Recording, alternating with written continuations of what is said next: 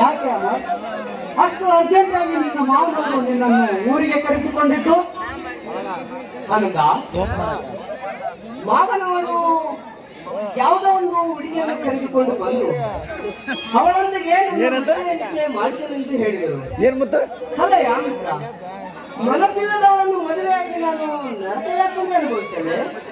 ಮನಸ್ಸಿಲ್ಲದವಳು ಎಂದರೆ ಅವಳೇನು ಕುರುಡಿಯೋ ಕುಂಟಿಯೋ ಅಥವಾ ಕುರುಪಿ? ಕುರುಡಿನೂ ಅಲ್ಲ, ಕುಂಟಿಯೂ ಅಲ್ಲ, ರೂಪವತಿಯಾಗಿದ್ದು ತುಂಬಾ ಸುಂದರವಾಗಿದ್ದಾರೆ. ಸುಂದರಿ ರೂಪವತಿಯಾಗಿರುವವನ್ನೇ ನೀನು ಕೈ ಹಿಡಿಯಲು ನಿರಾಕರಿಸುತ್ತಿರುವುದು ಎಂದ ಮೇಲೆ ನಿನ್ನ ಮನಸ್ಸಿನಲ್ಲಿ ಬೇರೆ ಯಾರೋ ಸೇರಿಕೊಂಡಿದ್ದಾರೆ ಅನ್ನು. ನಾನು ಓರ್ವ ಹುಡುಗಿಯನ್ನು ಮನಸ್ಸಾರೆ ಪ್ರೀತಿಸುತ್ತಿದ್ದೇನೆ.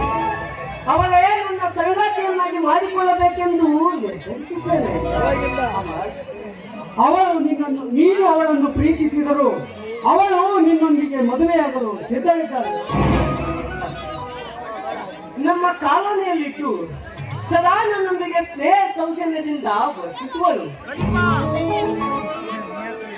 ಅವಳು ನನ್ನನ್ನು ಸಂತೋಷದಿಂದ ಕೈ ಹಿಡಿಯಲು ಒಪ್ಪುವ. ಆನಂದ, ನಾನೊಂದು ಮಾತು ಹೇಳುತ್ತೇನೆ, ನೀನು ಅದನ್ನು ಅನ್ಯತಾ ಭಾವಿಸಬಾರದು.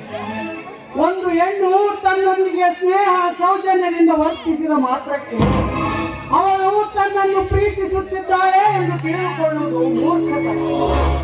ಹೆಣ್ಣಿನ ಅಂತರಂಗದಲ್ಲಿ ನೂರಾರು ಆಸೆ ಕಲ್ಪನೆಗಳು ಮನೆ ಮಾಡಿಕೊಂಡಿರುತ್ತವೆ.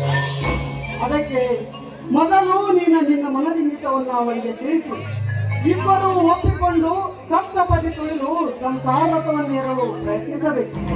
ಹಾಗೆ ಮಿತ್ರ, ನಾಳೆ ಅವರಿಗೆ ನನ್ನ ಮನಸ್ಸಿನ ವಿಷಯವನ್ನು ನನ್ನ ಸಂಗಾತಿಯಾಗುವಳಿಗೆ ನೀನು ಮೆಚ್ಚಿದ ಕನ್ಯೆಯೇ ನಿನ್ನ ಬಾಳ ಸಂಗಾತಿಯಾಗಿ ನೀವಿಬ್ಬರು ನಗು ನಗುತ್ತಾ ಬಾಳ ಸಾಗಿಸಬೇಕೆಂಬುದೇ ನನ್ನ ಮನೋಭಿಲಾಷ. Thank you Anand. ನಿನ್ನ ಪ್ರೇಮಕ್ಕೆ ಜಯ ಸಿಗಲಿ. ನಡೆಯಮ್ಮ, ಹೋಗೋಣ. ಬಾಯ್ ಬಾಯ್.